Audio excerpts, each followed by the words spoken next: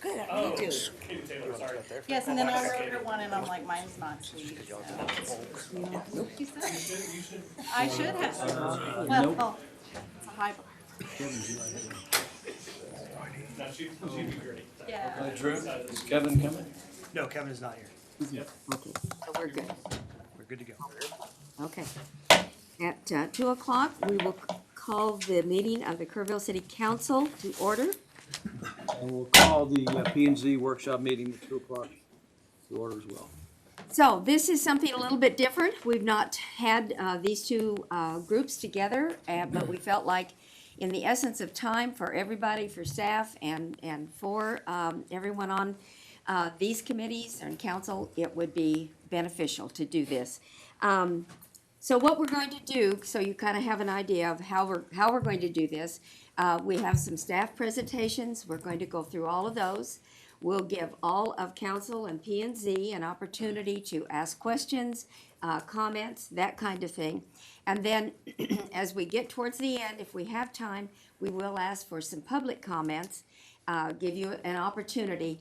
What I would ask you is, we know the issues. That's why we're here. We have issues, and we know what those are. What we're after is ways of making this work for our city.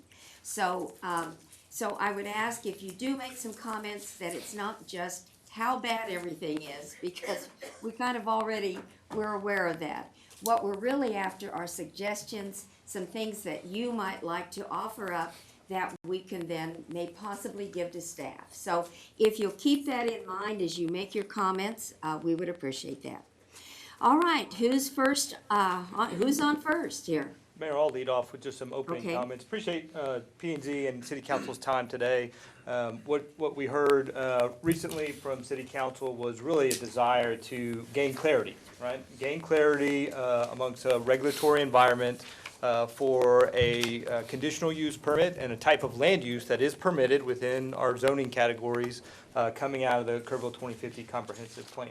And so being able to provide both clarity for existing neighborhoods and folks that are neighbors to this type of use, but also clarity from a private property standpoint for folks that are making investments in properties and towards the type of investments that provide for this type of land use. And so it is a very complex topic. It is not unique to Kerrville, as you will hear through the presentation today. It is faced in communities throughout the country and in particular in Texas. And so we'll talk a little bit about today what the facts are on the ground here in Kerrville, how that compares to other communities, some useful tools and regulatory elements that other communities have put into place, and some recommendations and staff suggestions that we have towards those to put tools in the tool belt for the community to figure out what makes sense for Kerrville. So with that, I'll turn it over to Mr. Drew Paxton to further brief both bodies. Mike, did you have anything you want to say before? I mean, you know what the mayor said is absolutely correct, and we know all the reasons why people are unhappy about these conditional use short-term rentals going into their neighborhood.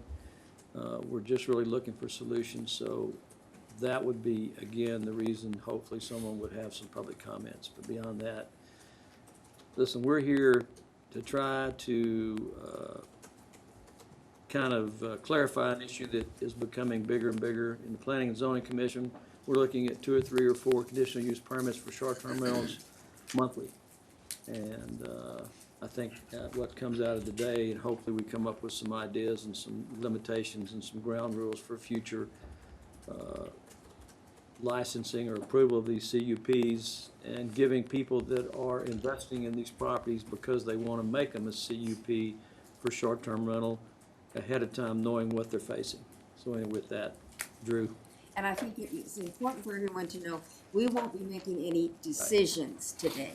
These will be probably comments that will come back to staff for them to look at, but no decisions will be made today. Okay, Drew, take it away. Thank you, Mayor and Council, Planning Commission. Just kind of a little history.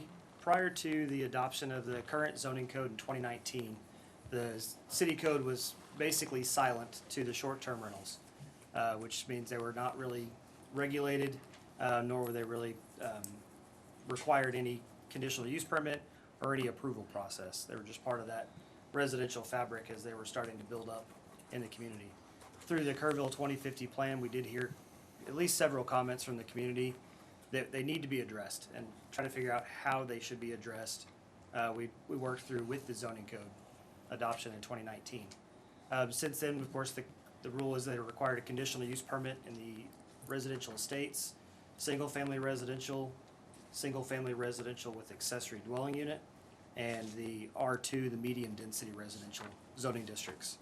In RT, residential transition, and multifamily, mixed use, and downtown arts and culture, the short-term rentals are allowed by right for those properties. Want to name those again? RT, RT, R3, MU, and DAC, downtown arts and culture. And Drew, why don't you explain, just in case we have anyone who doesn't quite understand, what by right means? So by right means in those zoning districts, the owner of the property would be allowed to convert their building through whatever permits are necessary for the building, would be allowed to convert that to a short-term rental for that property without going through the conditional use permit process. Explain, Drew, the guidelines, or explain what each one of those zoning classifications is. Like R3 is So the multifamily. R3 is multifamily. Okay. RT is residential transitional. Correct. Which is kind of the buffer area surrounding downtown moving into the neighborhoods. Your RE is residential estates. R1 is single family. R1A is single family that allows an accessory dwelling unit. R2 is medium density residential, so that's single family up to duplex, townhomes, patio homes. And the MU is mixed use. So that's a commercial and multifamily district where those uses can be combined. And then downtown arts and culture, of course, is the downtown and the downtown core. And an accessory dwelling is, Accessory dwelling is a secondary unit on a single-family property, which is limited to 50% of the square footage of the main house. So if for those areas of town, the property owner is allowed to have a secondary unit, whether it's mother-in-law suite or an apartment that they rent, and that's the R1A district. So now that you've given the description, go back and again, and which of these classifications is the short-term rental by right? So by right, without the conditional use permit, is RT, R3, mixed use, and downtown arts and culture. So none of the other residential classifications is by right. That's correct. So each of those other classifications, yes, Mayor, sir. can I ask a quick question? Mayor? oh, I'm sorry, Sure. yes. I'm confused. It feels like the other day we granted a conditional use permit on Starkey Street, which I think is RT. No, it is R1A. Okay, thank you. And what is R3 again? R3 is multifamily. Okay.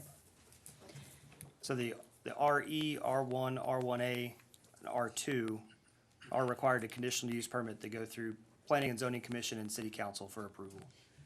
And we've developed kind of a specific or a standard set of conditions to help mitigate some of the concerns that we've heard through that process.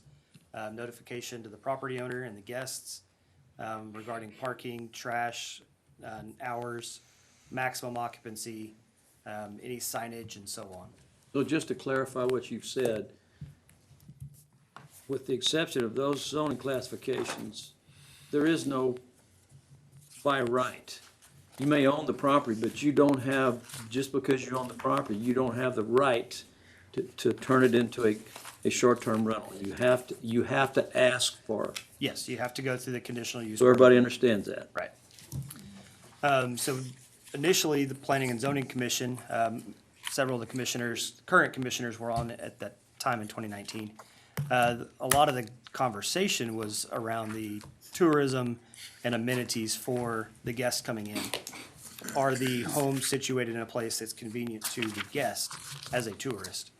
And then as we started to see more and more of those, kind of added the condition, not condition, but the criteria of trying to decide what's the maximum number for a specific area before the short-term rental starts to impact the neighborhood. but And to so be we've kinda clear, looked at that's that. not written into any ordinance. That's correct. None of that criteria has been written in the ordinance, but that's what the Planning Commission initially was looking at to determine if these were appropriate in those locations or not. So since 2019, we've had about 42 conditional use permit requests, And 38 of those, no, we've got a couple pending still, excuse me. I believe 32 of those have been approved, and 6 or 8 are in progress right now, either at the planning commission or city council. So to clarify, none of them have been denied. No, we have had Yes. 4 or 5 denied. By recommendation of P&Z and have failed to appeal, or by city council vote? I do not have that specifics. My understanding, since, yeah, what we've looked at Right. is that's what I was we've, looking at. And I was on since 2000. Yeah. we've had 4 that we have denied. And of the 4, only 2 have appealed. I only remember one, the one that was appealed at the last council meeting, maybe There was another another one on Yeah, there Prescott was- that was, Yeah, there was another one. Yeah. we've had 2 appeal that council did approve. With that, I will actually turn it over to Julie, talk about some of the finance pieces. Oh, that's right. One simple one today, so I'll be short today. Just, we wanted to give you a little bit of history from the finance side as far as prior to and then up to now, what the process has been. So prior to the CUP being put into place, back in late 2018, we actually engaged with a firm, an outside firm that's a scraping firm, basically, and they go out and identify short-term rentals that are operating within the city and the ETJ, and then provide that information to us, which then we verify. And what we found through that process was, when we started this process, we had about 10 short-term rental payers. And what we found is there were a lot of people operating that just didn't know what the requirements were, either with the ordinance or, assumed that their booking agent was handling all their occupancy tax requirements and those kind of things. So as we kind of started educating the community more, sending out letters, talking to people, we really found that that number jumped up pretty quickly as people started to get into compliance. It wasn't they didn't want to, they just simply didn't know in most cases. And so we continued that, and then we started working with Drew and his team as they started working through the CUP process and how that was going to look. And so basically we've gone from about 10 payers a month to right at between 57 and 60 each month. So we estimate with those who were grandfathered before the CUP process came into play, and then through now, and those that aren't required to have CUP, we have about 80 to 85 registered. That doesn't mean they're active every month, because we do have some that will rent part of the year, but not all of the year. If they live here part of the year, those kind of things, or they may long-term rent from time to time. So it varies a little bit, but typically about 60 that are active. We also do utilize an outside agency for hotel occupancy tax audits each year, and that's through a selection process that those get, and short-term rental owners and operators are subject to those same audits as well as the hotels. This might be for your EA. When you say the word active, is there a certain period of time, or is that CUP in place forever? Maybe 2 different questions. So I guess when I say active, what I'm looking at is they're actively renting, reporting, and Right. remitting occupancy tax. So that may have a different meaning when we're talking about the CUP. Like, does that go Right, inactive exactly. after a period of time? And the CUP can be withdrawn after 12 months of inactivity. By the city, Correct. and we determined that because we haven't received any occupancy tax from that? Right now, that's the only way we would know, and we do want to talk to you all about a potential business licensing process, because right now there is no active mechanism in place from the city's perspective of knowing whether they're active or not Have active, we pulled any? other than we are monitoring them. We can pull after 12 months, we haven't pulled any. Correct. So, That's correct. Julie, is there a way to determine in a ballpark number the average nights a year that these short-term rentals are rented from the money that you receive? Not from the money necessarily, but from the reports. So they have to report, just like a hotel does, the number of nights rented, number of rooms rented, those kind of things. So Over the course of a year? it is, and so they report monthly. By the 15th of every month, they have to say whether we did rent or we didn't rent, and if we did, how many nights was that? And for a hotel, it's a little different because it's how many rooms by how many nights. But yes, the answer to that is we can get that. I don't have it right now, but That would be really good information it's for not. P&Z. It wouldn't be difficult to pull from their records, because if they're reporting by the 15th, whether they did or didn't, they have to report either way. So we would know if it's 0 or if it's a number of. We would appreciate having that Sure. information. Thank Yeah, you. we can definitely get that, and that's available through the state and through city reports, so we oftentimes will compare those to see, as we're going out to do audits, are this, is the same information being reported to both entities for. Thank you. And do you have trouble getting reports?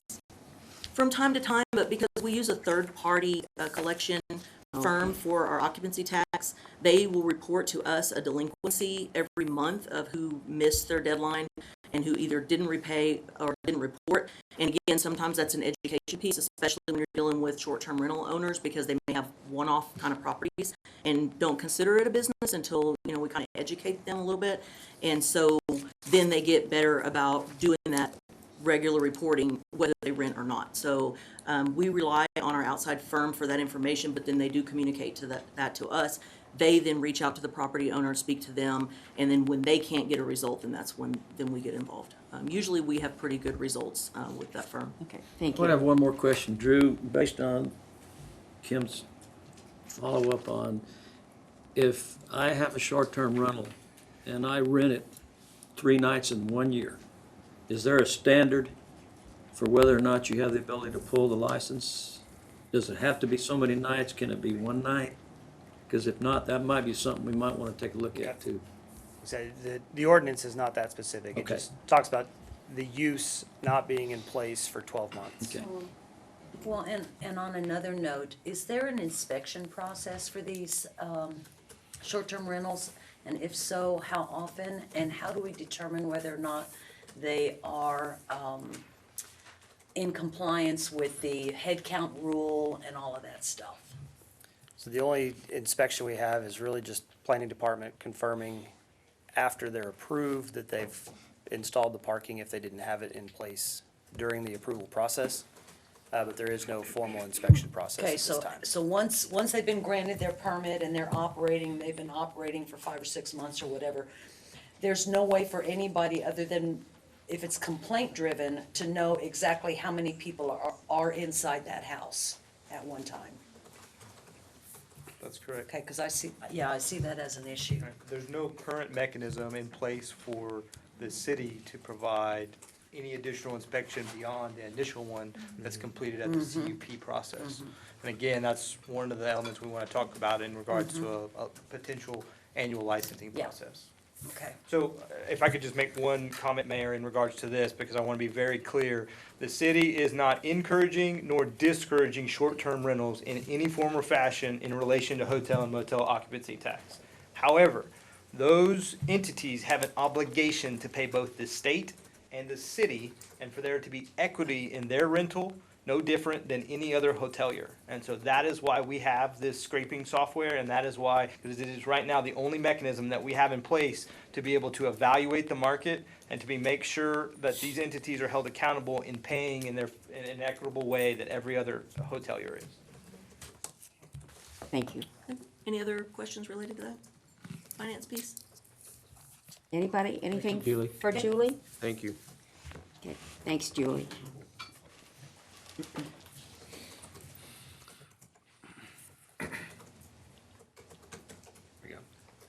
Probably should have started with this one, but I think we're all familiar. The definition within the zoning code of what a short-term rental is. I think since we're all familiar with it, I'll kind of skip over reading the definition, but one of the key points, Councilwoman Hughes, the limit is 10 occupants per unit, and it is owner occupied or not, and detached or not detached if it's part of a accessory dwelling unit or anything like that. So there are some options within that property. Any questions there on the definition? Mike, I'll turn it over to you. You what? Oh, I can talk about it. I'll talk about it. Very defined roles here. I don't wanna stay in my lane. As far as, again, just kind of some terminology that we've seen come up through the process and through some of our research. Talking about, who's the neighbor versus what is the neighborhood. How does that come into play as far as how complaints are received? This time we have not, we've received 1 or 2 formal complaints about a short-term rental. One was unlicensed and was not approved through the conditional use permit process. Another one was more or less informal complaint, wasn't specific to a property, just voicing concern about short-term rentals in general. We've run that with police department records and calls, just to see if there's any overlap. That study was done in late fall. At that time, running about 18 months of records. The only overlap was traffic stops near an address that just pinged with the short-term rentals. So there were no police department calls directly related to short-term rentals either. And of course, the neighbor issues we've heard of across the country and some across the state, whether it's party houses or large gatherings, the house being used as an event center rather than just a short-term rental. Thus far, we have not seen that we're aware of. All of the usage that we've heard about have been consistently families and couples and guests and small groups using them like a hotel room, like you would expect of a short-term rental.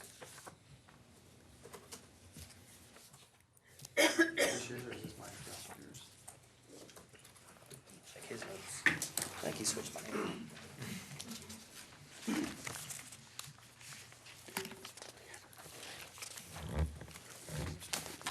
He said he's using the other. He's got the wrong one.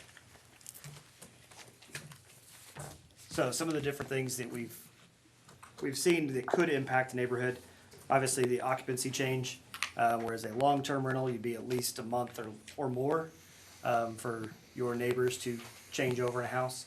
Obviously, short-term rental, that could be daily, weekend, weekly, just depends on the use. What security issues could be brought up? Again, that turnover, the traffic of people coming and going, loading and unloading the vehicles, depending upon time of arrival and so on. Between guests, there's additional activity of cleaning crews, yard crews, management crews coming in, checking on things, restocking. Occasionally, that we've seen in other cities, short-term rentals have a much higher density than what you would typically expect from a home. The experience we've had through the conditional use permit is most of our operators put their own limitation based on the household. Whether it's, 2-bedroom is maximum of 4 guests, or 2-bedroom and maybe a couch in the living room. Again, the code limitation is 10 for the city of Kerrville. But depending upon the house, most of the operators are requiring or limiting them to fewer occupants. Parking and traffic issues, our zoning code does attempt to mitigate that by adding additional requirement for parking for the short-term rentals above your standard household. Some of the other things that we have seen is that the short-term rentals have also shown that they can accelerate some of the improvements within a neighborhood, both in Kerrville and state nationwide. Short-term rental does provide for some workforce housing. We've heard a number of reports that we have traveling and visiting nurses and doctors that will stay in a short-term rental because they don't want to be in a hotel where they don't have kitchen facilities and separate bedrooms. But if they're here for 2 or 3 weeks at a time, they're utilizing the short-term rentals. Provides for family vacation for different options outside of your traditional hotel room. And then, of course, the local and national trends show an increase in short-term rental use, particularly coming out of the pandemic. People wanting to keep to their own space as they travel around and visit the different areas. Just in comparison to, I know one of the ones that's brought up quite frequently is Fredericksburg. Of course, they've been revamping their process over the last year as well. They currently, a little over 11,000 residents, 850 short-term rentals within the city and the ETJ, and taking up about 12% of their housing stock. Specific to their historic district is 30% of that area is short-term rentals. So does that apply to ETJ as well? It does. Yes. On the occupancy tax, it does. On the zoning and conditional use, it does not. We're able to charge a hotel motel tax for any They don't any have- hotel they don't here have to within our ETJ apply. area. However, we don't have zoning capability within the ETJ area. So have you extrapolated any statistics on what you think based on the last 2 years of the amount of short-term rentals that are being established in Kerrville? do you have an idea or what you guys think we're looking at over the next 5 years? If this Not- continues as it is? Not a projection, no. But based on current stats, as Julie said, from the scraping company, and what we've seen through the conditional use permit process and the number of grandfathered properties that we have, roughly 83 short-term rentals registered right now. 54 had active payments in May. And then approximately 1% of our housing, based on the total number. We have roughly 8,000 residential parcels in Kerrville. And so we're sitting right around 1% of our housing stock. Again, just comparison to Fredericksburg, one of our neighbors, sitting at 12%. But obviously, we want to make sure we don't get that far, to that heavy of a use. Again, 42 conditional use permits, 30 have been approved and 8 pending. With the, under the STRs that are 83, but only 54 are active, do we know why 30 of those aren't? And again, I think that comes back to the active, are you talking about active CUP or active payers? Because some of them don't rent on a regular basis. So let's say you lived in another state, you're gonna rent your house out as a short-term rental when you're living out of state. And we do have some like winter Texan kind of situations that come and go. And then we have others that will rent them out long-term, say to like Drew was speaking about nurses, those kind of things, that they'll rent them out where it's not really considered, so they're not paying short-term occupancy tax rental for that month. They're not paying the tax because they're renting them out for further than the 30 days, which is a standard hotel exemption policy in the state of But- Texas. You, unless I'm wrong, short-term rentals have a maximum amount of occupancy and then they have to move out. So someone that is renting their house for 6 months under No. a short-term rental is No, if they're- violating the. No, that's not Wouldn't be correct. considered a short. If they were approved for a short-term rental, Right. they are allowed to rent it less than 30 days. Right.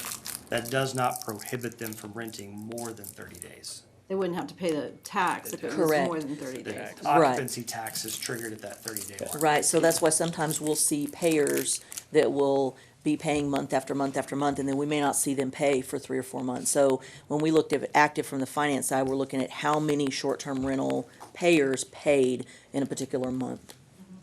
So, doesn't mean they're still not utilizing that as a short-term rental, it's just for that particular month, they either didn't use it, they stated it themselves, or they rented it for a longer period of time. Or didn't report. We just have their word. That's correct. Until we initiate an audit, which, as I said, they're subject to the same audit requirements as a regular hotel. And as this grows, we will be initiating some audits on some short-term rental owners. I think, to get to your question, Mayor, the question of the activity level, I think it's seasonal, to put it, quite simply, and no different than what we see in our overall, our larger one-unit hotel. That hotel may only be 50% or 60% occupied across the whole span of the year, simply because, sometimes they may be 100% full, sometimes they may be 20% full. And so it's gonna ebb and flow, no different. Thank you. And again, from some other communities, just doing some research across the country, we have seen some with very high occupancy. Obviously, our current ordinance would dictate that that is not an option. But we have seen some upwards of 20, 26 guests, and then showing average per night and what they could potentially earn by being continually occupied.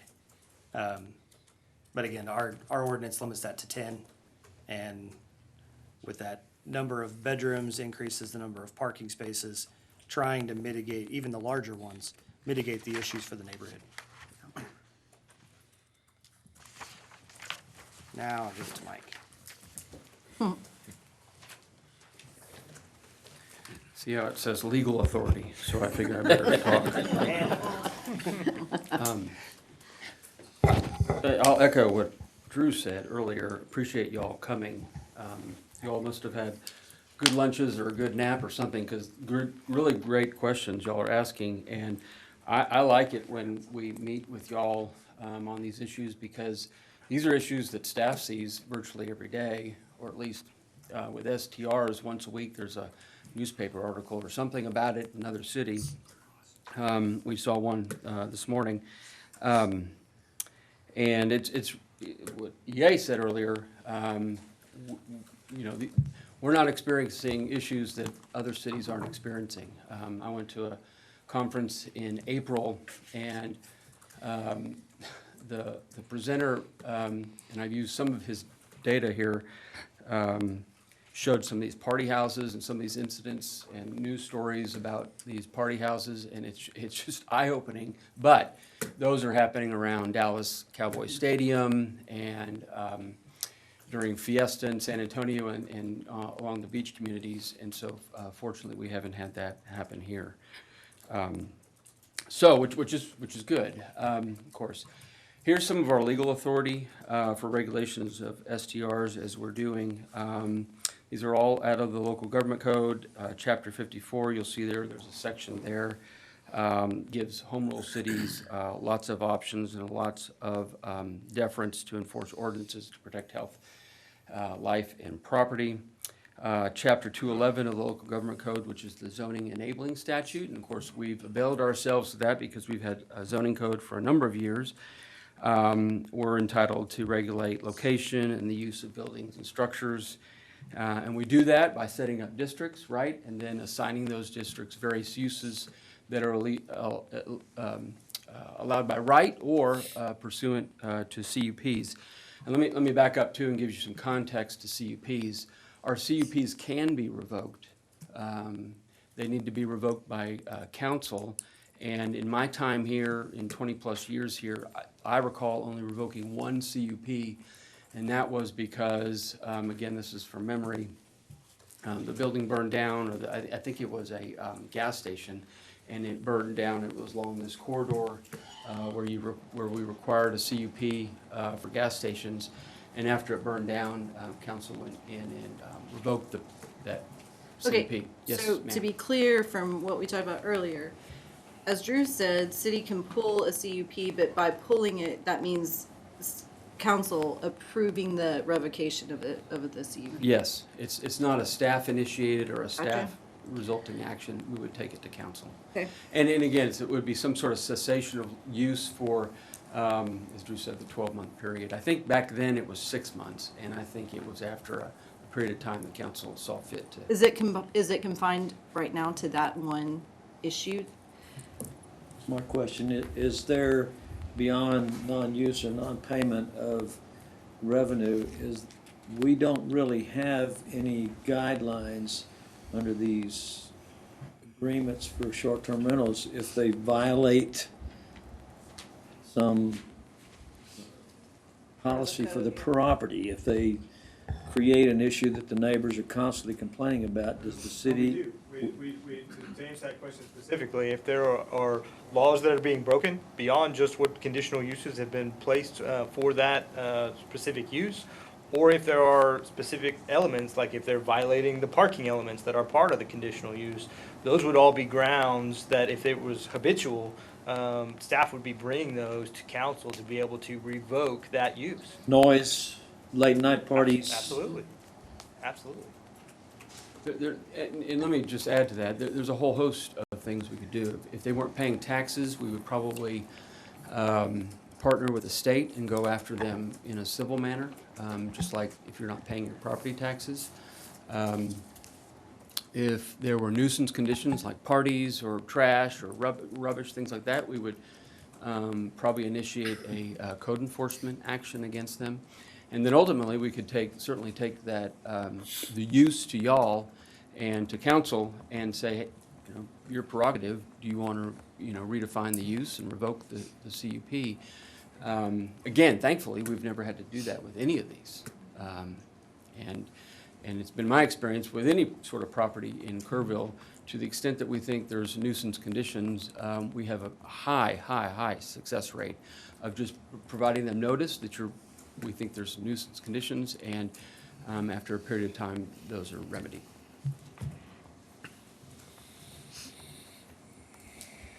So case law, and I merely cited this one here, this Tar versus Timberwood case. It's interesting. I'm on an HOA, and my HOA was waving this case around like we could prevent STRs in my neighborhood, and I said, no, that's not what the case found.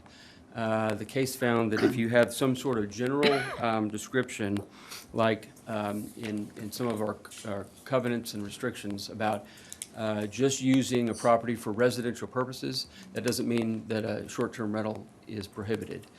And so that really, really the first case in the state that addressed that specific issue, and there were a lot of HOAs that I think were scrambling to figure out what to do next, including mine. And so two things resulted from this. One, some HOAs went quickly in and revised their deed restrictions to include specifically no STRs or to address that issue. And frankly, you had some of these STRs, again, in the larger cities that were waving this case around in front of cities and said, you have no authority to regulate us anymore.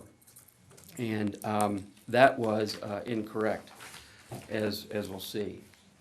Mike, this might be a good time to remind everybody in the room that the city does not have the legal authority to enforce private HOA deed restrictions. Correct. Right. Absolutely, 100% not. We enforce laws of the state of Texas and the city codes and ordinances that we have in place. We do not enforce HOA deed restrictions. Right. Good point. So with these issues, you all deal in a world where there's a balancing act between properties, right? I would love a Starbucks next to me. My wife would not. I don't think my neighbors would. And so there's always this balancing act, right? What's appropriate use, particularly if they're different and there's a property line between the two properties. So it's a public policy challenge, and that's why we bring these issues to the public policy makers, which are yourselves. And it's, property rights and this right for, to have this peaceful enjoyment of an owner-occupied home and maintain the neighborhood feel, if you will. And there's obviously debates about STRs and whether they're a benefit to a neighborhood, to a street. And as we talked about earlier, they certainly bring in tourism. They provide some housing for temporary workers at times, and they bring tax dollars. And we've seen this lately, at least the promises of this. We had one at the last Planning and Zoning Commission meeting where there was a vacant home. The owner was deceased, and the family was not ready to move in yet. And the neighbors were, at least one of the neighbors was thrilled that the home was going to be used for a short-term rental because it was going to mean that it was going to be improved to some form or fashion, and it was going to be active, as opposed to sit there vacant for a number of years before the relatives decided what to do with it. So I think that's a real plus at times, that it does improve properties. But again, balancing act, and throughout this, we'll reiterate, we're not here to talk about these party houses, because that's really been a few bad apples in the larger cities, and it shouldn't prevent reasonable homeowners and property owners really should from utilizing their property in this manner, as long as they do it in a safe and helpful way. When you go through all this, any kind of law that we create or that we revise, I remind staff at some point before it goes to council, what do our resources look like in terms of staff resources and in terms of how we're going to enforce, and what kind of burden will that make on staff. And we need to tell certainly council with that, because council may have to adjust the budget in some form or fashion to account for that higher enforcement or that new enforcement. So let's talk about the full range of regulatory options for addressing this use. There are a broad number of regulations, and I see more and more, perhaps not weekly, but monthly, as cities attempt to address these issues. It does run the gamut from a total ban to no regulations at all. There are bans, and obviously you know, certainly from staff perspective, that would be the easiest kind of enforcement, because there'd be no enforcement. And there are cities and communities that have done that. Off the top of my head, Hearst and Southlake in the Metroplex, Sugar Land has done this, and I think Westlake, right outside of Austin, has continued to maintain a ban on all short-term rentals. Drew talked already about zoning, which is allowed by right in those districts, at least these STRs with respect to the way we manage them from a zoning perspective. Let me talk also about the zoning and the conditional use requirement. This has come up at P&Z.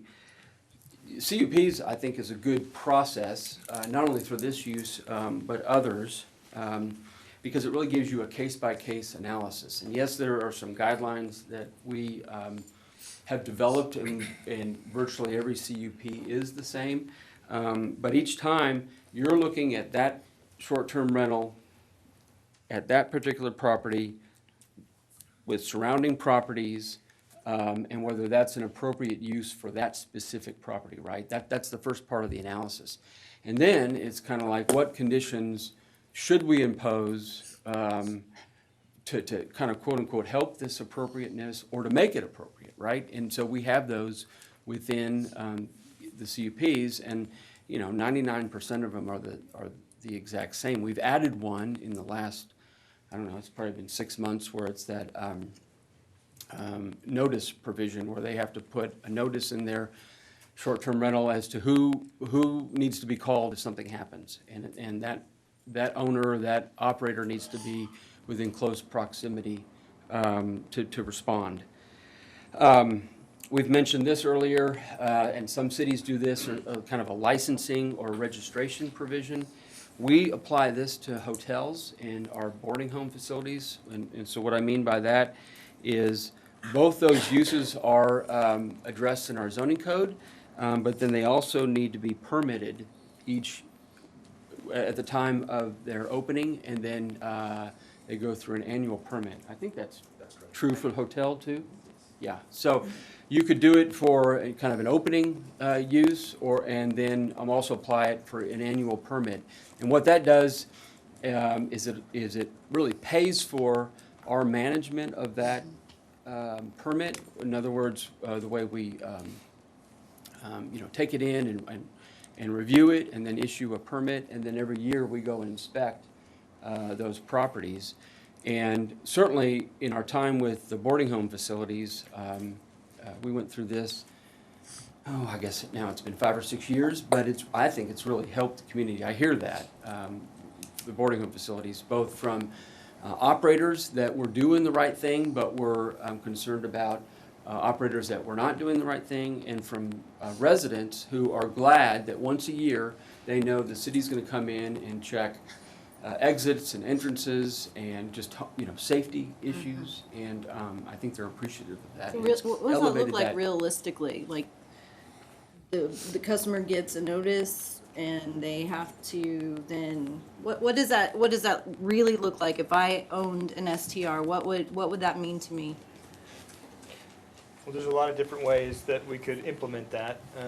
One could be an annual inspection, in which case we would require that if they're going to continue to operate over the course. But do I have to remember in that case?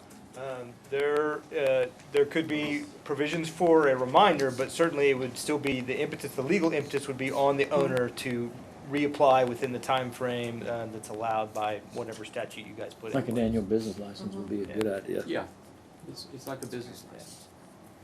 And then you pay the permitting fee and request an inspection, and then that's it for the year? That's right. And that permit's reissued for that next 12-month period. Or whatever permit period that council decides is Okay. appropriate. And we have a similar process with hotels and motels right now. We do. What is, does someone know the permit for a boarding home? A yearly permit, what does it cost? Anybody? I think we set it at $300. And that was revised 2 years ago. Yeah, we revised it a couple years back now. We can pull that for you. Okay. At present, we they have to get the conditional use permit, and they have to pay their hotel occupancy tax. But there is no fee for operating as a business in the city. And is that correct? That's correct. That's correct. And we have no real way, other than our tracking software, to evaluate whether they're really even operational, or whether they've changed their use and they're using it as a long-term, or whether it's vacant. Beyond the initial allowable use process that we have, staff really has no idea. Well, that process would allow for a lot of Brenda's questions, wouldn't it? You could enforce a lot of what Brenda was asking about a while ago. You could inspect, you could ensure that it hadn't materially changed since the CUP. Well, that and I don't know if there's a way to, by address, do any kind of report that links to whether there have been phone calls to the police, and then use that as your gauge to whether or not you issue a new permit the following year. We could certainly build that into that. We have right now, if a report has been called to the police for an address, that is a don't know whether it's a short-term rental or not, but you know by address, if the police have been called out there, that's a record the police department has, I would assume. So we Yes. could actually Just tie that. Yeah. Google, or, Yeah. do a search under the address and see what comes up. And it could be, you could revoke that after so many violations or whatever it is. Right, but then the That other gives thing, you the other control. thing is these inspections, which I'm completely and totally for. Are they surprise or are they scheduled? Because there's a huge difference in what is gonna be found You have to in a schedule. scheduled inspection as opposed to, Well, that begs the question, I understand the inspection process, but what are you looking for? That's what I was gonna ask. I mean, talked about exit. So again, part of this could be number of beds that are in there, which gives us a reasonable idea of what occupancy levels realistically are. Okay. That's one of the things we look at right now within a boarding home structure. Okay. Have parking elements been maintained, or has somebody pulled up concrete and now it's no longer there and it's a garden or some other type of use? Great idea, yeah. I mean, there's a number of different elements, or, egress and ingress. Has a door or wall changed and now it's not the same level of access. There's a host of those Okay. different That's basic Good to know. elements. That's right. So if the process legally, if they don't reapply, that does not strip the CUP, correct? That still has to be council action. They're not licensed, doesn't necessarily mean they don't still have the ability to become relicensed, is that right? Or does? You know, that would all be, part of the ordinance, however you all wanted to handle that, yeah. A good question would be, if we put a license process in, and the license is revoked, then they have to go back through the CUP process again, It correct? wouldn't have to go through council at that point. You know what, I'd have to research that, because obviously that would be a Good question. change in use, and so anytime you do a change in use, there's public notice and a public process, so we just have to we have to work through that. We're trying to give you all, P and Z It'd be nice and if it and could. this It'd be council nice is. if it- Mayor, just to answer your question, the fee for boarding home inspection right now, and that annual license process is $350 per year. And that's based off of our staff analysis of roughly how much time we were spending on a number of different functions to be able to perform that inspection and re-review that every year. I know that Fredericksburg just put one in at 500 a year, along with the inspections. And we have not changed that in a number of years, so it may be time for a reanalysis of how much staff cost is going into that. right. So can we at this time ask you to put this on a look-at type of situation, of look at a fee and what all that would be involved? Let's get all the way through the presentation. Because there's Certainly, I more than think let's just get- that I would Yes. request it get. Yeah. Okay, and I'm gonna flip the slide, but before I do that, I want to remind you, this is a high-level discussion, and these are just what other cities are doing. This is not a staff proposal, as I flip the slide. Everyone's now gonna be leaning forward and looking at what I'm talking about. So, Austin did this. Austin went through a process, and they've obviously had, big issues, big-time issues with respect to cities that have dealt with STRs. And so what they did is they went through in the last few years, and they basically said all STRs have to be owner-occupied properties. In other words, the owner has to be on site. And so whether it's an accessory building or a garage apartment, or some, an extra bedroom in the home, that's what it had to be. And I'll just tell you that the appellate court has struck that down, and I think the Supreme Court, I'm pretty sure, has, I looked today and I forgot to put this in my notes, refused to review that opinion. And so, and really, I want to be clear there too, it's not that Austin couldn't do that, but what they were trying to do is they were trying to make it, not trying, they did this, they made it retroactive, and so it didn't matter if you had gotten these permits 5 years ago, they were going to go off the books. And so, it was an overreach, and governments occasionally do that.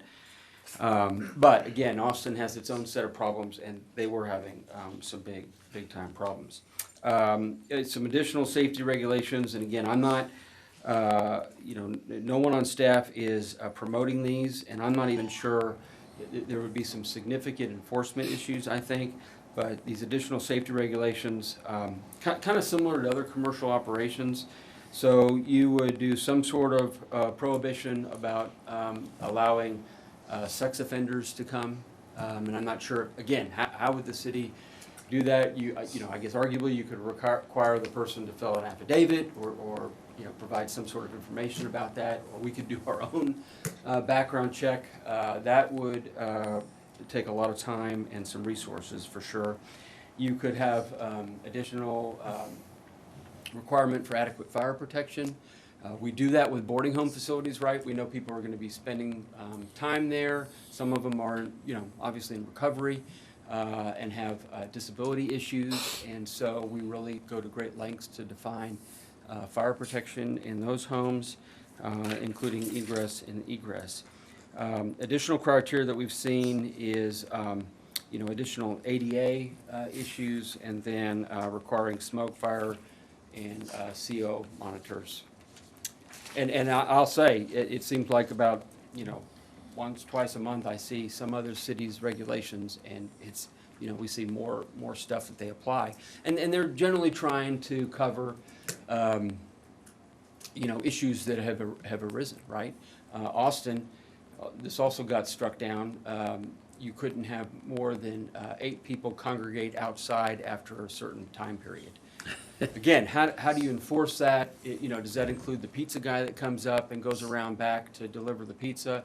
I just think, by the time enforcement gets there, those, it just is fraught with, I would consider that to be fraught with peril. Has anybody addressed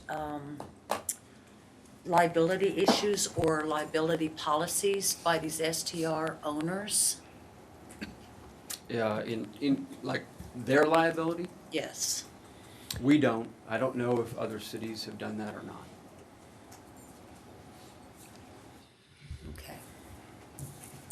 Okay. I would assume, and you could probably ask an owner-operator to speak, because I know we have some folks here. Yeah, because a homeowner's policy is one thing. Anybody can get a homeowner's policy. But if you're running it as a business, Right. then is there any checks and balances on a liability policy that owner has that protects the people in that home? Or, okay, let's say somebody Brenda, has 10 people. I can give you my scenario on it, because we own a villa in Comanche Trace. Okay, And was in the rental pool. My son's in it right now, but when it was in the rental pool, the insurance is totally different. The insurance is much more expensive. Exactly. It requires much more liability. yes. And I'm sure that we have some operators here that can tell you the same thing. So, Okay. it is, if you're operating it, you're gonna protect yourself from any liability, because you have no idea theoretically what could happen in there, and you will have substantial liability if you don't have really good insurance. And I think that the ladies back there that operate these things, I know what we had to do. And Yeah, well, and I'm thinking because of the cost of liability insurance, that it might single out those maybe fly-by-night STRs coming into our city if we've got some ordinances in place that say you must have, liability insurance, and you will be inspected once a year, and, That could maybe handle some through the licensing process. as Exactly well. right. Yeah. If you're operating a business, it could be one of the requirements that you, and I mean, I think when we're done and we start making the recommendations for what we'd like to look at, I think that's probably would be a very good idea to have that in the process. I'll throw out one thing. I believe I've read that some of the STR hostings like Airbnb, whatever, do provide liability for some of their customers. yes. There you go. Up to $1 million. Right, up to $1 million. Yeah. And again, I think that if, it's like all of our businesses, in the city, and that if you're, quote unquote, good operator, you're obviously gonna have insurance. You're gonna tell your insurance broker what you're doing, and they're gonna say, oh, you need this form, Yeah, you need to check exactly that right. box. That's and what mine it's this did. level, right. And I think that's a high percentage of people, if not all of them, so. All right, well, let me give you just a range of what other cities are doing, at least in our analysis right now. Talked about Arlington. They prohibit unless it's within this entertainment zone, and as you can imagine, that's an area around Cowboy Stadium. They've been sued.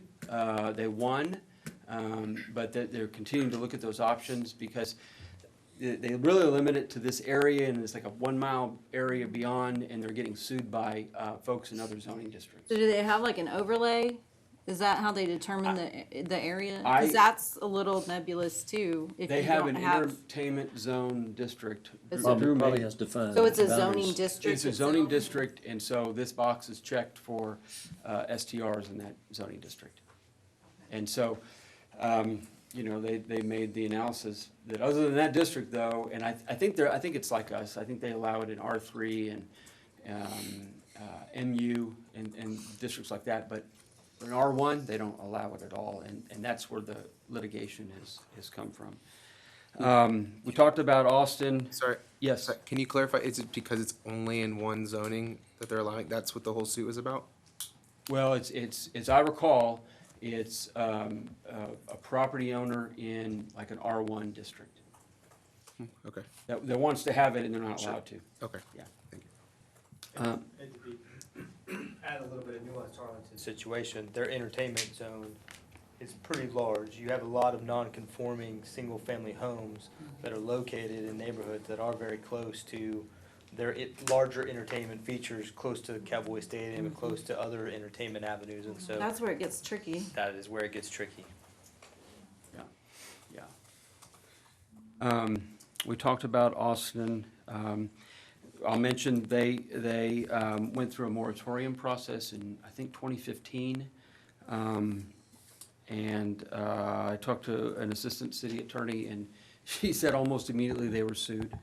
And so, and they're constantly tweaking, and I think I looked at, tried to figure out, how many times they looked at their ordinance. It's been a handful of times since that time period, because they're constantly trying to figure out, okay, how to balance these interests, right?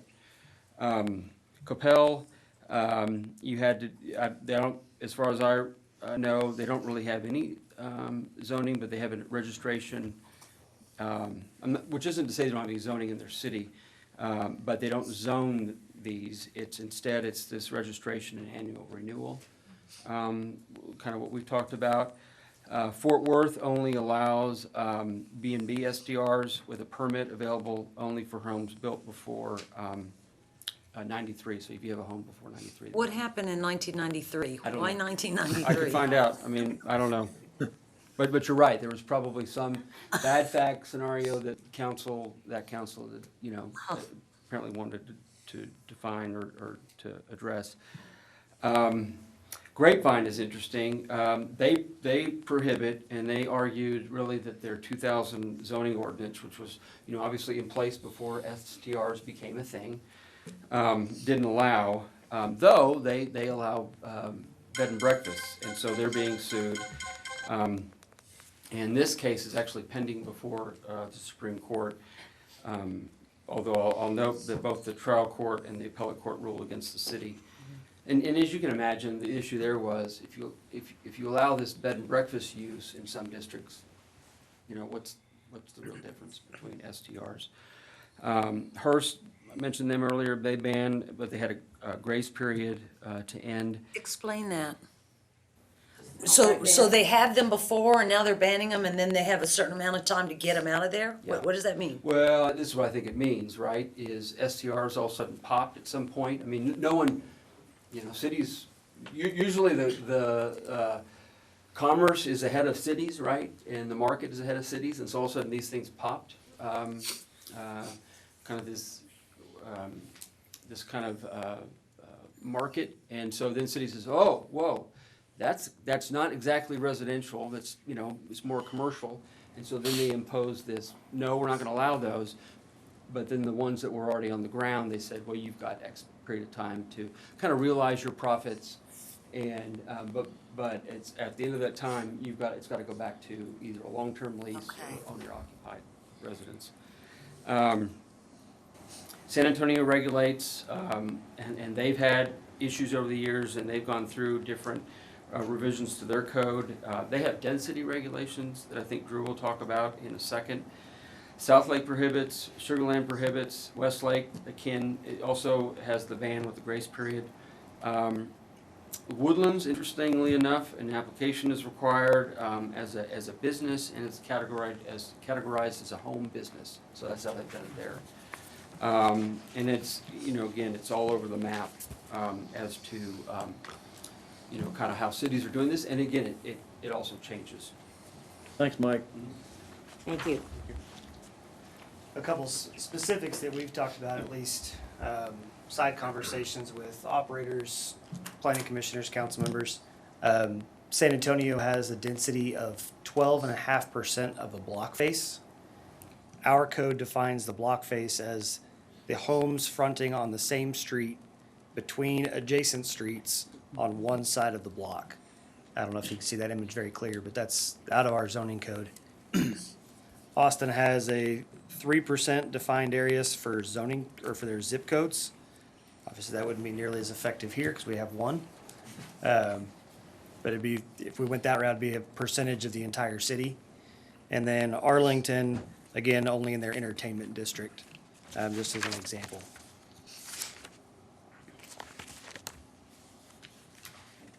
Back to you, Mike.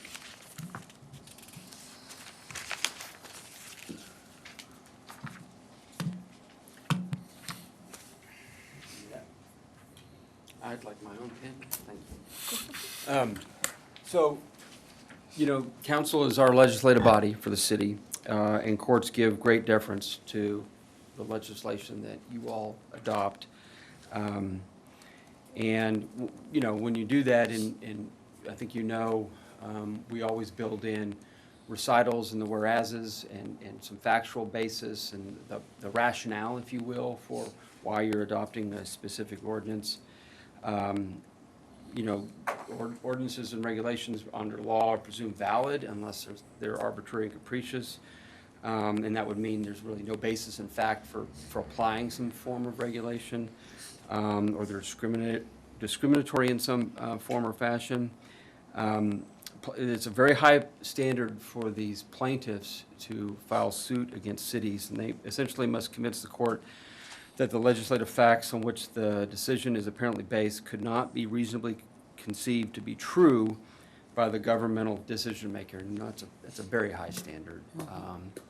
And then we live in a democracy and with branches of government, and the judiciary is never to act as a super kind of legislative body, right? They're not supposed to second guess the work of council or any other legislative body. as to, kind of your work. If there's, constitutional violations or state law violations, they get involved and they'll rule against us. But other than that, it's, my point here is it's a very high standard for anything y'all decide to do. I forget, Drew, are you talking about this or am I talking about this?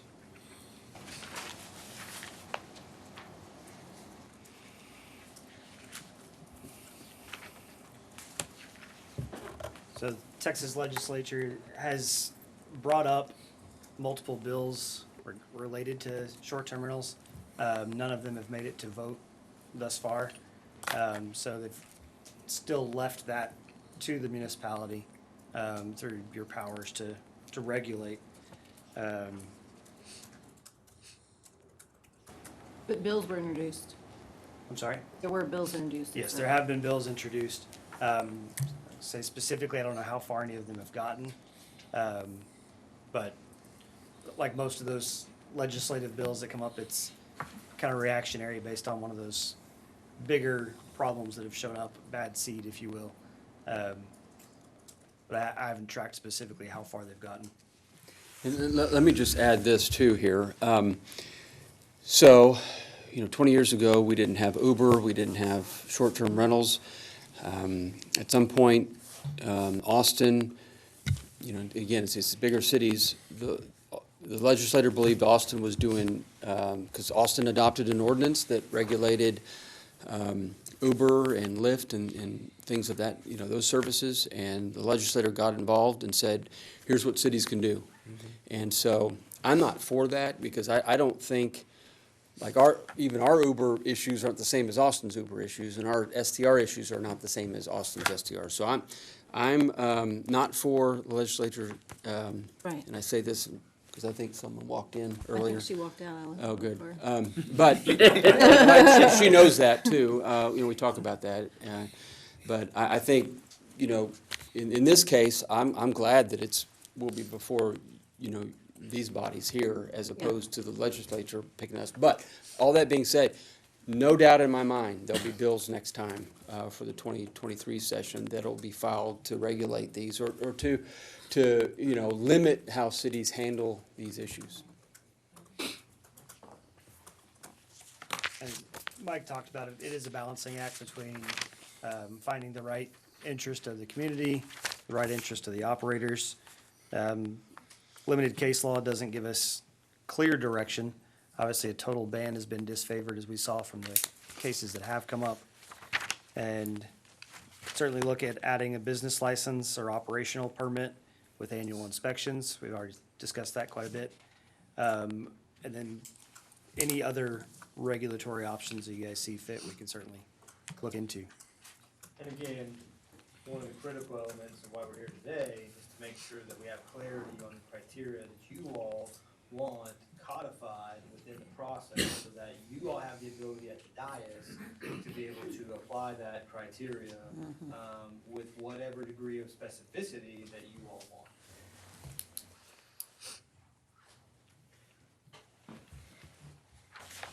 And we talked about moratoriums a little bit earlier.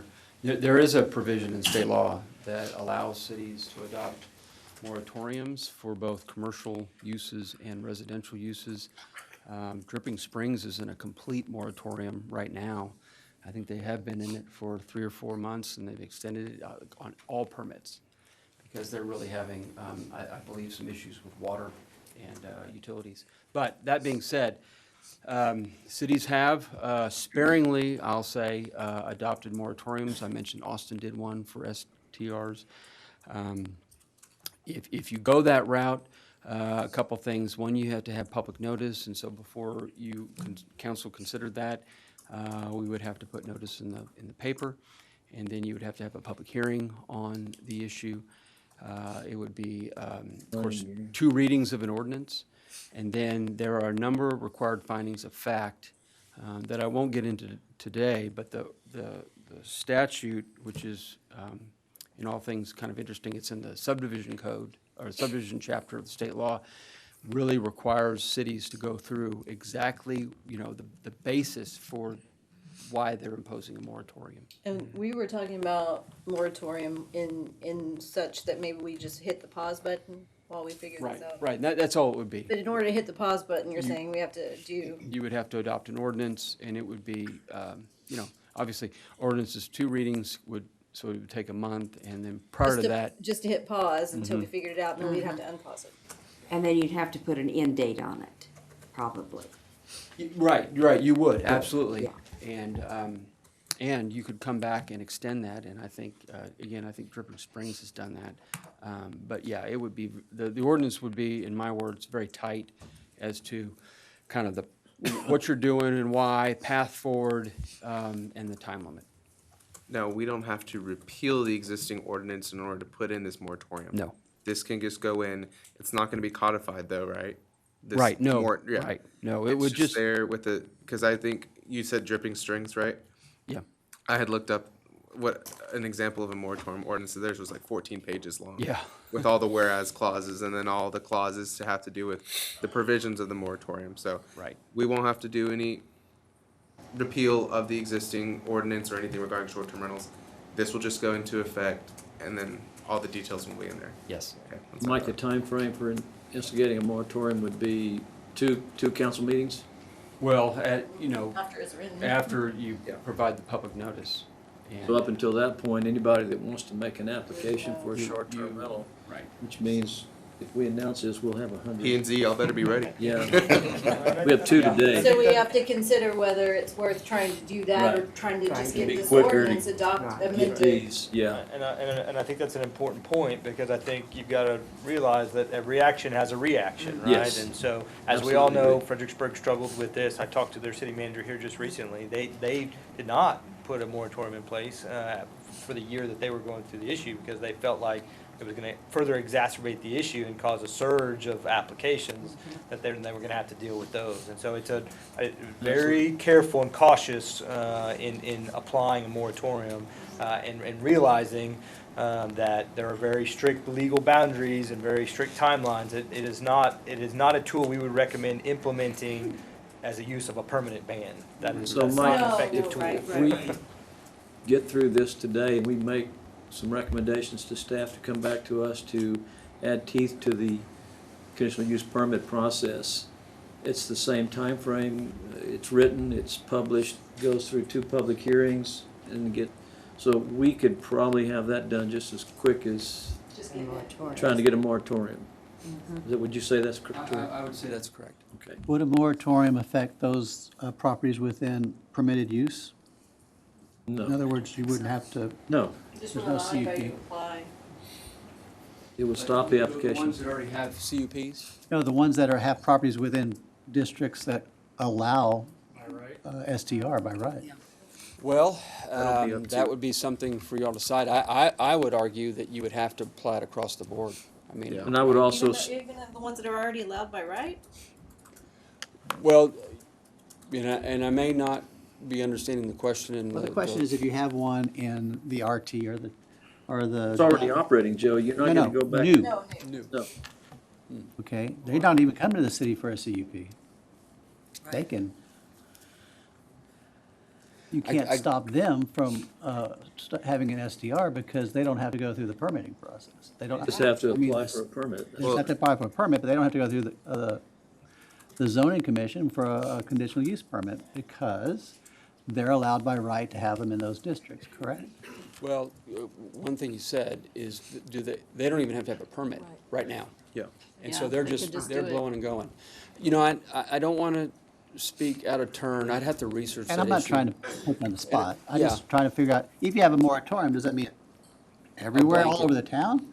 Or does that just mean in non-permitted areas? Well, we would have to have a discussion, and we could have that now, whether you think these issues apply across the board or just to the certain districts that require CUPs. My opinion would be that if you have a property that's in an area that's zoned where that's a use that's permitted, then I wouldn't think you'd be under the moratorium. Now, that being said, if we get to the point where we get the zoning code modified for short-term rentals, it doesn't matter whether you're in an area where it's by right or whether you're applying for a conditional use permit, you still would have to abide by the guidelines going forward. You can't go back, but even if you have the right in an R3 and you want to do a short-term rental, you're still gonna have to, I guess, if we, put some teeth into these. It's not just the CUPs, it's the short-term rentals in general, I think, and I don't know if I'm right or The not. licensing part, the business Yeah, licensing part. they would still all have to, okay, No, there was a it's time two I different thought, things. I thought a moratorium would be a good thing, but I think I we did could too, but- probably If we have accomplish enough what we agreement, I would, want if we, in without it. I mean, we'd have to have 4 meetings a month and P and Z to, because once you throw the moratorium out there, everybody and their brothers are gonna come, I think, anyway. Might be wrong, but I think we could do a better job of trying to strengthen the What we've rules. got, I think Yeah. so too. Mayor, is the presentation over, or are we? I think it is it? That Okay. presentation is over. We're certainly available for any questions that So, either body may have. Comments and questions from everybody, we'll start over there with Abram. I'm fine, thank you. Any idea of what you might like to see us, which direction you'd like to see us go here? I am not for the moratorium y'all talking about. I think the amount of time that process would take, we probably could get everything straightened out prior to that. I think we put that to bed. Yeah. Okay. You know what might be a good idea, Judy, before we go around and talk to everyone, we do have some operators here that we could listen to some comments before we, because you might enlighten us, if you guys would like to have any comments or. And we can take a We few might be able minutes. to answer some questions for you. We have to dismiss at about 3:45 because P and Z has another commitment, and we'll need a few minutes I to think give we- things to council or to staff, so. You know what I would say is, when we go through this process, we may have some questions, and we may get in touch with you guys. I've already offered my assistance. We don't, maybe that we don't know now. Yeah. But if you would make yourself available, that would be great for us. So I don't think we need to do that today. I just, if you have any comment from what's. Well, I did, Couple minutes, and I'll hurry, I'm under short. tell us who you are. My name is Kim Richards. I live at 609 Earl Garrett. I have 3 rentals here in town, 2 run full-time. This might answer an earlier question for you. My personal home, I only rent out when I go on vacation. So it might be every 2 years, it might be this summer a month, which is why Julie was saying they may or may not show up. Do pay taxes on all of them. All of mine are in RT, so I didn't have to have a permit. Somebody asked about accountability with paying the hotel taxes. I can tell you, I got a notice last week that somehow I didn't pay last October. And so I immediately paid it. Don't know how I missed it, but somebody is keeping track of that. Maybe that's your people, I don't know, but anyway. But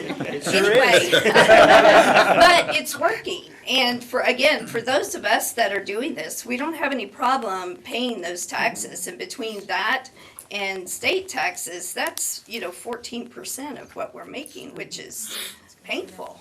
I pay to the city on a bad month, probably $600 between the 2 that are active all the time. On a good month, $1,300. So do the math. That's a lot coming in. So anyway, just a couple thoughts moving forward. I think as you guys are discussing percentages of properties, I think that needs to be done ahead of time. How many houses are we going to allow in the city over a course of a year or in 5 years? Have that plan. I think it's hard on those of us who are applying when we feel like everybody's playing catch up and then somebody doesn't get it out of a fear of what do we do now? And I don't think that's fair to the homeowner. Also, we've heard a lot from people against them that we don't want a for-profit business on our street just a reminder that long-term rentals are also for profit. And they are, a lot of them, not as well kept as what we're doing. So, also, just to make a note, you guys were wanting percentages on how many are active, how do you find those?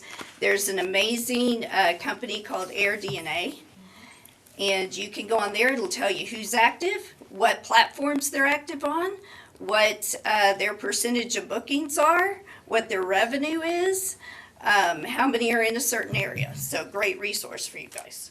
And that was AirDNA. DNA. And it costs like $40 for the month. Is So that it's just super from awesome. people from Airbnb or? Airbnb and VRBO combined. So it'll tell you exactly how many are in the county, how many are in the city, how big they are, what their occupancy rate is, everything. The other thing that I have noticed a lot is when people are applying and they have opposition, more often than not, that opposition is out of fear. It's not out of something that's happened. And I think when the letters go out to the community saying, this is coming, maybe in that letter, disperse some of those fears before they even happen. Let's tell them, we haven't had police calls, they're complying with the trash, we have a very high standard we have to follow, we have quiet hours, no police calls, we don't allow parties, we comply with the parking. One thing that you mentioned, I think is a great idea, do an annual inspection. There's not one of us doing that is doing it right, that would be opposed to that. Bring them in. Yeah. So it can be somewhat surprised, because if you have a guest there, that would affect us. We would get a bad review, that we get a knock on the door. So it can't be totally surprised, but just say we're coming this week, what times are, whatever that looks like. But I think it's a great idea. Yeah, I mean, if you've changed walls, you're not gonna be able to put it back in place before the inspection happens. Exactly. If you've added more beds. Yeah. And I work with a lot of people setting up their rentals, and I just want to tell you guys, there's a very high standard. This is our money. It's an investment. Most of our homes are some of the prettiest homes on the block. We've done a lot of renovations. We've got a lot of protections in place. We do have liability insurance separate from Airbnb, VRBO. So anyway, couple thoughts. Thank you very much. Thank you, Kim. Thank you. All right. I just have actually a couple additional things that we Okay. haven't really talked about. Tell us who you are. Carrie Wilt. I live at 398 Cave Springs Drive in Hunt. I have 3 vacation rentals here in Kerrville. And actually, you were asking whether Starkey Street was RT. No, it's not. It's interesting. It's one of the few places that's a buffer zone that is not considered RT. All around the rest of the city, those types of zones are actually RT. And that's one of the things that I hope as we kind of go forward and you're looking at ordinances and maybe even looking at zoning codes is, if the 2050 plan kind of considers that area the place where it is kind of residential transitional and we want tourism, do some of those need to be changed as far as that goes. But one of the things is parking comes up a lot in these meetings. And when I first applied for it, I was like, okay, you need 1 parking space per bedroom plus 1 for an on-site manager. Well, I think you can probably ask anybody who's here who has a vacation rental. We don't have on-site managers. The person who comes actually comes when the guests are gone. So that one doesn't make any sense. But I think what does make sense if you want to start limiting and helping regulate the parking even more and keeping more off-street is that really the potential for how many cars are there or the potential for how many guests can sleep in that house.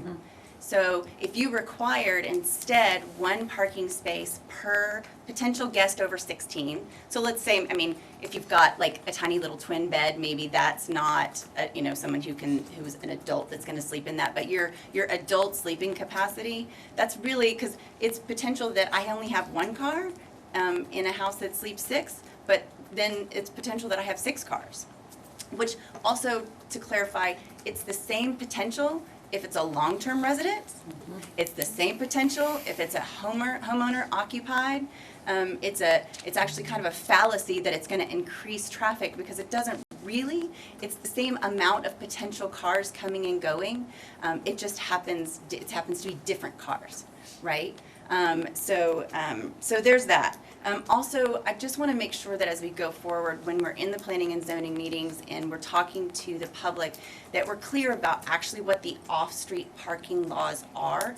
And although as an STR, we are required to have off-street parking for our guests, it is absolutely not illegal for our guests to park on the street, anywhere on the street. And so, well, I mean, as long as it's within, the law. And sometimes that is misunderstood by the public. I actually did not know that. When I had gotten a call from a neighbor about it, I was trying to state in my policies and procedures to my guests, like, what the ordinance code is and what does it say about why they can't park on the street. And I was like, where is that? And there aren't any rules. That is not illegal for them to park in the street. So I have no way of really even holding them accountable. We do call and we say, hey, look, you're in front of a neighbor's and they've got some guests coming over, would you mind? And we do that, but it's not illegal. And so I just want to make sure that is also put out there in a public way. And then the other thing is, that specifically. My neighbors have my cell phone number. And when we first started, I handed out, that to each one. But let's just say somebody in that house turns over, like a new renter comes in and I don't know it. So they don't have my number. And I think maybe in another meeting, and it might have been Karen, and I don't know if she suggested it or if maybe I was brilliant and I just don't remember it. But I think there should be a bank somewhere with the city where someone could put in the address of a short-term rental and have a direct contact to the manager or the management to be able to complain or express a concern directly. Because I know we do this, but I know not everybody does it. And it might be, like I said, a backstreet neighbor that was driving by and said, oh my gosh, the kids were running out in the street and it's a safety issue, or whatever it happens to be. I know I have no problem with my number being on public notification because I want them to be able to call us. I want them to be able to let us figure out how to solve the issue. Could be with the licensing application. Yeah. So I think that's it. Thank you. You're welcome. Thank you. All right. Have a couple, Please, pardon? could I speak You want to speak on short-term rentals? on short-term rentals? Just a couple minutes, please. My name's Tony Suggestions are what Makedas. we're I after. live at, pardon? Suggestions and not just what's It's gonna bad. take 2 minutes. I live at 3713 LaCumbre Circle, Comanche Trace. And on short-term rental, I just want to bring up that we talked about how we're going to limit those or control them. And one of the ways was by district was an idea. I just want to let you know that before Mike's committee and right after this one, we're going to be discussing a plan development, which in its request that we have before us for R2 is short-term rental unit shall be permitted by right within R2 district and not require conditional use permit. We're talking 1,739 units that fall within that, plus whatever ones fall in the R3 aren't listed here, and plus whatever fall in the M2. So we're talking a developer is just gonna slip that in if they can. And I think, one, I don't think it's right, but you need to discuss what happens when someone request Thank that. you. That's all I have. Okay, thank you. Thank you. Thank you. We need to move on. Yeah, we need We have a P and Z 15. meeting at 4 o'clock, so we're gonna shut this off and let the commissioners and the council members have some thoughts, and then we're gonna move on. Thank you. Well, Mayor, point of order, I think it's a requirement by state law that we allow any person in the public who wants to address us. Don't know that that's. They have a certain period of time to, but we can't limit the amount of people. Roman, we have a P and Z meeting at 4 o'clock. We're We need to really, be out of here. We need to recess in 15 minutes so we have a P and Z meeting, so And we're- are we required? we're really not in a public Yeah, hearing. we're not in a public It, hearing. it's not a public hearing. It's, if you want to, it's section 551.007. And it's any item. Okay, that's- Roman, we got you. I wanna hear from the Excuse attorney. me, if you don't mind if I finish, it's any item that's on the governmental body's open meeting. Our issue is, Roman, we, No, I know, I'm just saying we allowed other people to speak. I think it's fair if we allow anybody else a fair equal amount of Mike. sides people to speak. Well, I would ask for how many more, but I mean, we can adopt, they can adopt and they can move on with reasonable rules. And I think, I mean, obviously a 4 o'clock meeting and time to get this.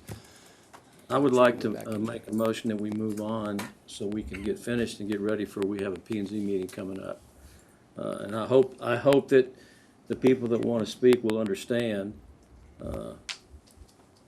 the situation we're in. well, and Would it be okay, Mayor, if we make ourselves available? That's what I was going to after- suggest. and Yes. like, because I'm not going back to work Yes. this afternoon, for example, I can Yes. certainly continue to hear from. I mean, it's not that we don't want to, it's just we do need to be very cautious here of our time. So, and we will be here, we'd be happy to talk with you individually.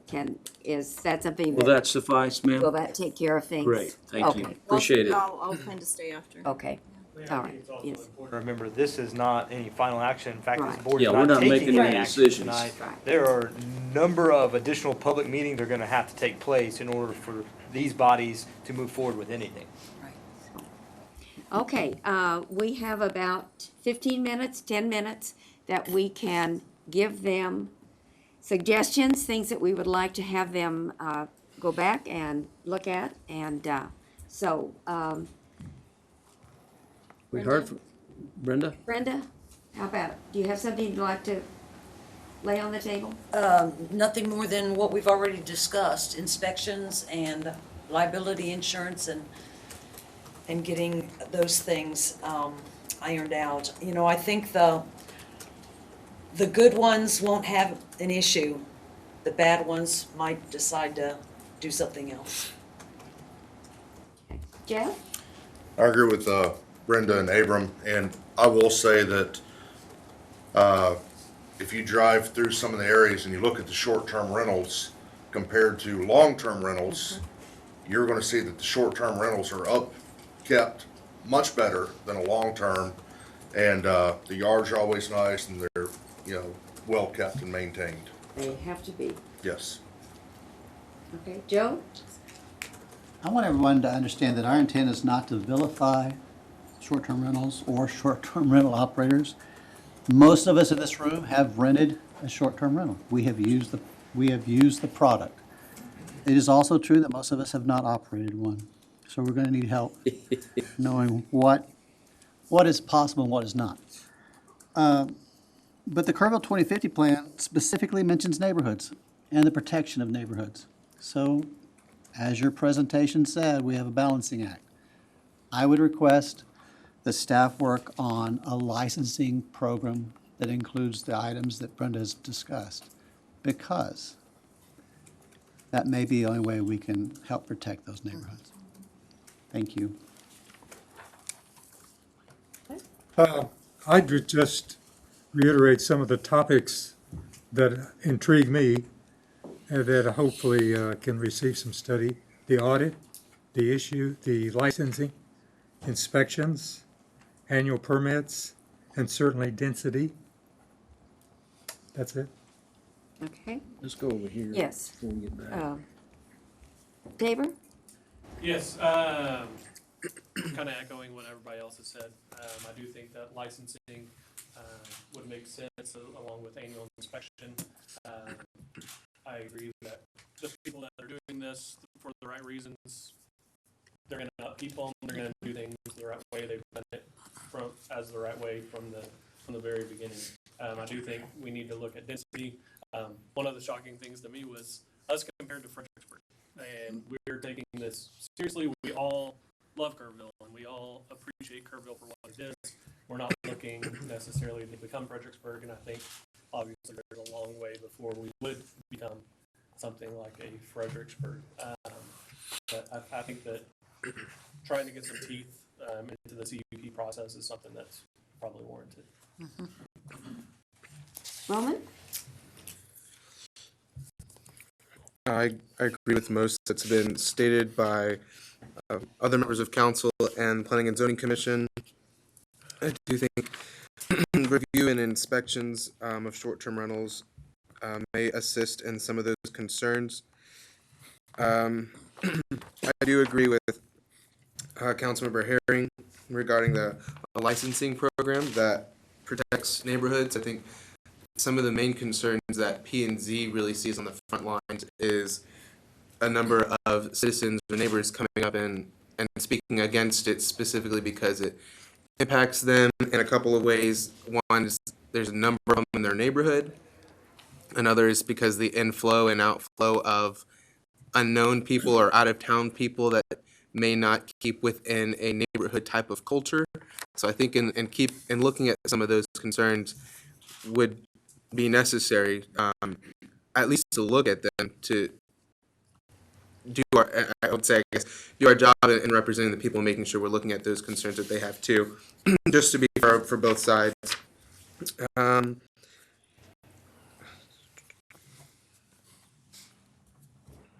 don't think I have too much besides that.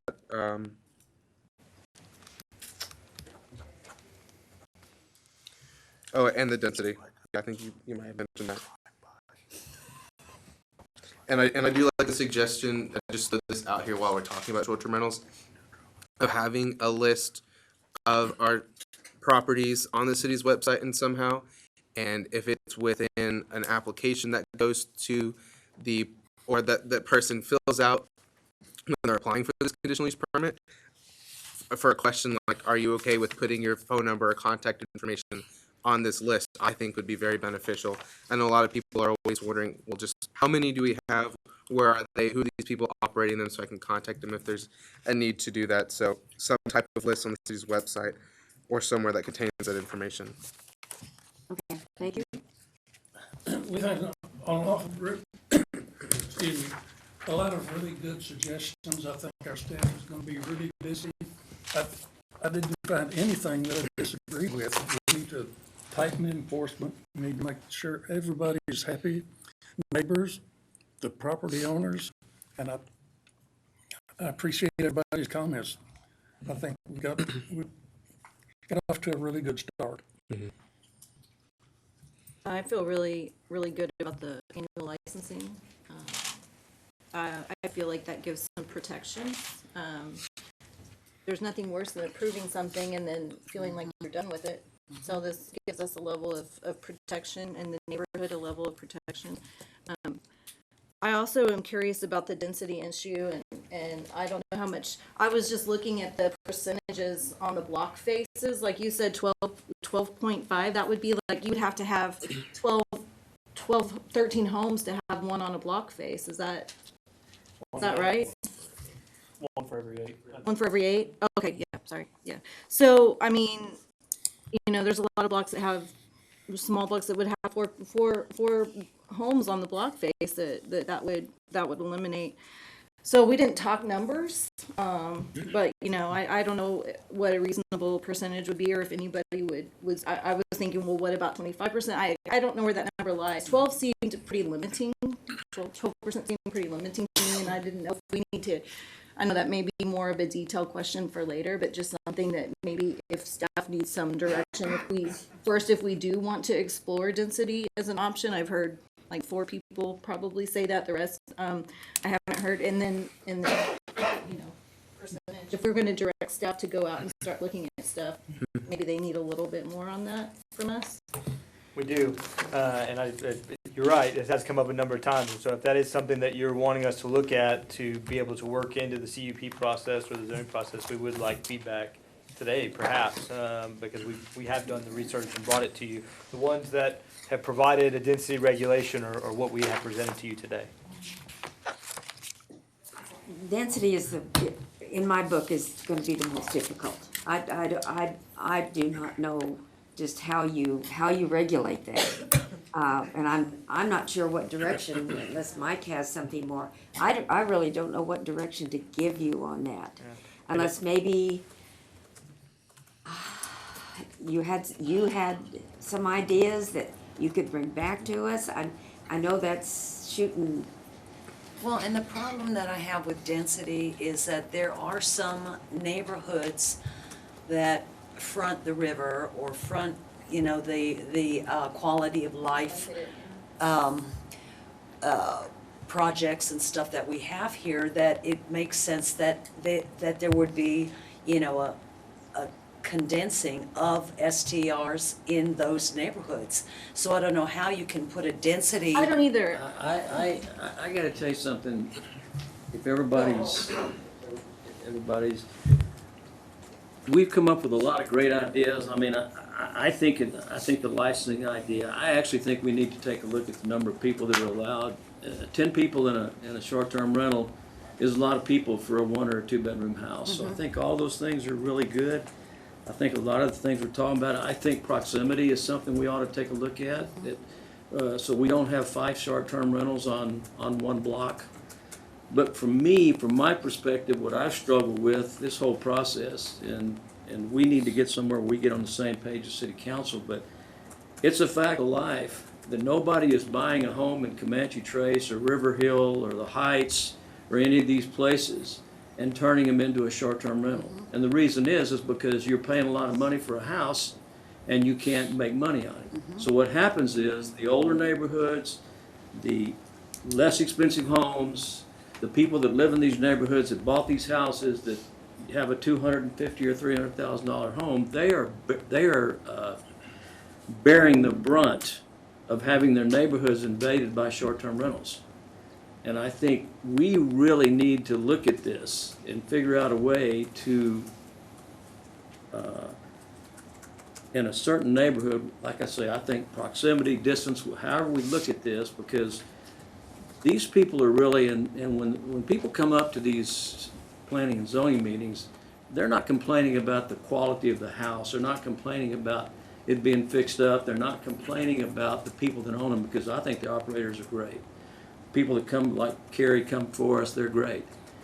They're complaining about the fact that I live in a neighborhood, I bought that house there, I live there, it's a quiet neighborhood, and then the next thing I know, I've got 5 short-term rentals within a block of me. And they can be the most beautiful home and they can be the best people that come in there, but it's a transient residence. It's not why I bought my house in the neighborhood. So we need to figure out a way, because they're the ones that are being affected by this. It's not a lot of the neighborhoods we all live in. So we need to figure out a way to come up with some type of a restriction that limits the effect that one neighborhood has, one street has. And I think that's what we need to direct staff, along with all the other things that we've done, which are great ideas. We need to protect our neighborhoods. That's what the 2050 plan said. Protect the integrity and the character of the neighborhood. Also, I think we have to be careful on private property owner rights too. Well, we do, We have but to balance. It's a balance. it is a balance, but if you're applying for a conditional use permit to put a short-term rental, that's not your property right. You have the right to apply for it. Right. And if we can come up with a way to make it less impactful on these neighborhoods, then everybody benefits. That's my opinion. Anyway, I think that's one of the charges, along with the things that we've recommended, that I would give staff to maybe look at. I don't know, like, it may not be feasible to put a proximity. You can't have more than 2 within, 500 yards of each other or something like that. But those are the neighborhoods, and that's why the people are coming up. And that's why they're concerned. It's not because of the business there. It's not because of the people that are operating. It's because of the effect on their neighborhoods. So that would be my charge. I would like to see us research the ability to limit the amount of short-term rentals within a certain area. I strongly second with Commissioner Siegerman on that, and his comments. It's a big charge. It is. Well, but could you operate density based on the current zoning? I mean, a transitional neighborhood would be, the density would probably be less than an RE, like an estate neighborhood. But you don't have to apply for, Yeah. you know. Yeah. I'm just saying, I understand, different Joe, zones, and and so I would like to see, R1 is different than RE, for instance. The only practical thing I heard at this meeting that is already, was the density issue. That's hard. Is it a density issue? And if so, what is that, what is that number? How dense are we comfortable allowing for? That's the way, I mean, that's the practical way, based on what you said, that I see if we want to look at that, because I don't ever feel comfortable in a council meeting saying, I feel like this is too close to that, or I feel like this isn't close enough to that amenity. I just don't feel like I don't feel like I want to be. That is concrete. Yeah, that's arbitrary. Yes. Yeah. I don't want any decisions to be made on, well, it may be that it's just too close to this or not close enough to this, or it's too close, Arbitrarily. you know. Yep. And to me, that's what I heard from today's presentation, was that density is one way to look at that as a control mechanism, 25%, whatever percentage feels appropriate for. You've got a high level mandate there. Can you work within it? Can you come back with us with? Yeah, I think we can. You know, we're not getting a lot of details here from you, but I think what we can do is we can do some mapping based off of existing short-term rentals that are already in existence, in both allowed by right as well as within the CUP areas. And we can apply at least some mapping to that to show you kind of the bubble areas of then where, you know, other STRs in the future could be permitted. I think we got pretty universal feedback on the licensing process. Yes, and absolutely. we can bring that back to you and as well, but I think that's really a different element than the zoning aspect of it, and we can talk about that more in a different period of time frame. But we can at least throw something against the wall, and then you all can react to it from a policy perspective as far as percentage and proximity to existing locations. really like to see something sooner than later if we could. Sure, we understand the desire to move quickly. Mayor, this has been helpful. Thank you for. Well, I thank all of you, and do we want to, I guess, as soon as you guys can have something together, we come back and do another workshop and look at all of these? Absolutely. Yeah, we'll start working calendars. Okay, all right. Appreciate everybody coming. Yes, thank you all. Please, we'll be here. Talk to us. All right, we'll close the city council meeting at 3:47. We'll return to the P&Z workshop at 47. Thank you, everybody. Thanks, sir.